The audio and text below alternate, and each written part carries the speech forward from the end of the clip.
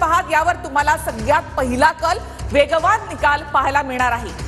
तर हे दृश्य आपण पाहतोय छत्रपती संभाजीनगर, त्याचबरोबर मुंबईतील ठाकरे गटाचे उमेदवार महेश सावंत हे सिद्धिविनायकाच्या दर्शनासाठी पोहोचलेले आहेत। नुकतंच त्यांनी सिद्धिविनायकाचं दर्शन घेतलंय। तर छत्रपती संभाजीनगर या ठिकाणी अतुल सावे यांची देखील प्रतिष्ठा इथे पणाला लागली आहे। काय वाटतं त्यांना ते देखील आपण इथे जाणून घेणार आहोत। महेश सावंत बोलतायत।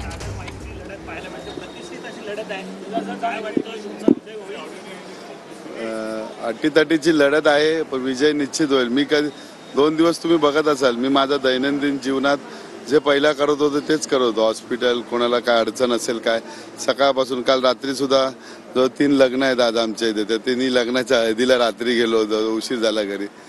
स्वतःला मला ते केस म्हणजे कापायला सुद्धा वेळ नव्हता। मग रात्री मी शेवटी 11:30ला एकाला बोललो मी येतोय म्हणून, आणि मग 12:30-1 वाजले मला ते सगळं करेपर्यंत।